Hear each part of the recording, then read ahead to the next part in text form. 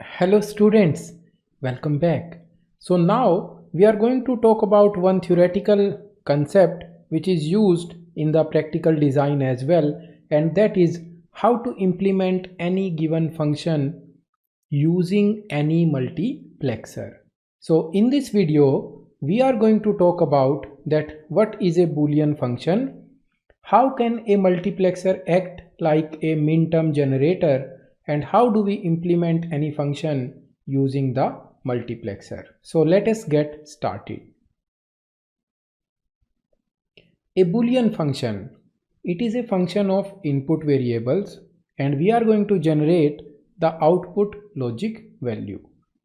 The relation which is derived is always in the form of a Boolean expression.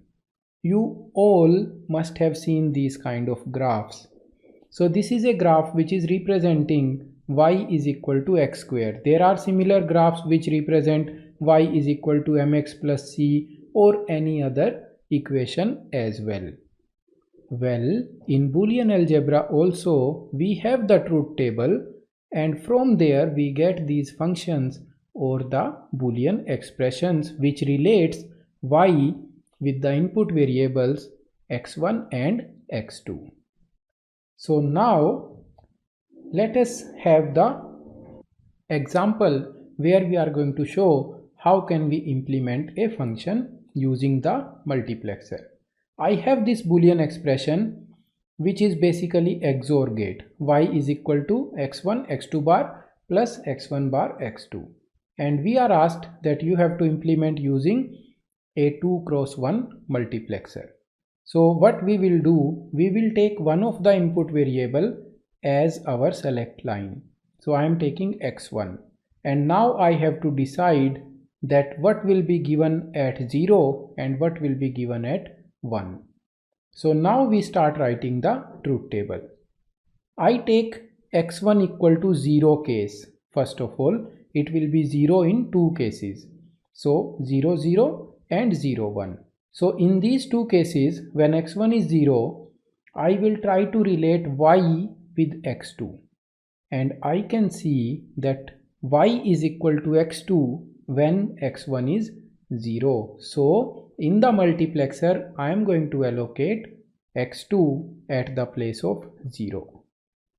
Similarly, now I will write the truth table when x1 is 1. So in this case, when I compare y and x2, I find that y is equal to x2 bar when x1 is 1. So on the multiplexer, I will allocate 1. So that is how we implement. Now, if you want to verify, take a case where x1 is 1 and x2 is also 1. So if x1 is 1, the multiplexer will pick the lower value, and x2 is also 1, so the bar of x2 is 0, so 0 will pass to y. So you can see in 1 1 case my output will be 0.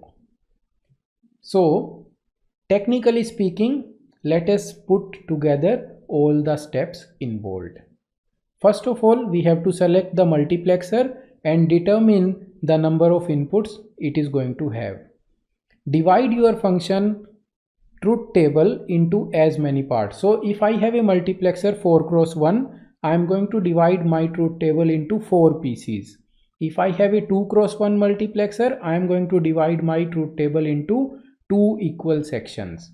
Once that is done, then allocate the most significant n inputs to the n select lines.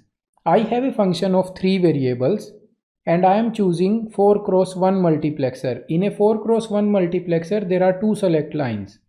So out of 3 input variables, I am going to take 2 most significant ones as my select lines. Now we are going to evaluate the output in terms of the remaining inputs and assign these values as the input of our multiplexer. So now let us have one more example. Here we are asked that implement this function which is summation of minterm number 1 to 6 7 using 4 cross 1 multiplexer. So first of all, we have the truth table. There are 4 inputs. So I have divided my truth table into 4 parts. A and B are the most significant ones, so they will go to the select line. And now when I consider the first case, I consider C and F. If C is 0, F is 0. If C is 1, F is 1. That means F is equal to C. So I write C. In the next case, when C is 0, F is 1. And when C is 1, F is 0. That means it is complement. In the third case, we see that F is always 0. So we will just mention 0. And in the last case, F is always 1. So we will write F is equal to 1 in this case. So this is how we implement a 3 input function using a 4 cross 1 multiplexer. Now let us try implementing the same function using a 2 cross 1 multiplexer. So here again we have the same truth table, but this time we divide it into only 2 sections. Only one variable A is assigned as the select line. So A is at the select line and we have to determine what will go to 0 and what will go to 1.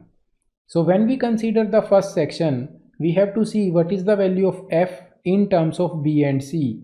And when we look at that truth table closely, we see that F is basically B XOR C. And in the second half, we can see that F is equal to B. So that's all. We have to connect these connections and our circuit is going to work. We will be able to implement this given function using a 2 cross 1 multiplexer. So students, now we know about multiplexers. The opposite of multiplexer is demultiplexer. We are going to talk about a 1 cross 4 demultiplexer in our next video. Keep learning. Thank you.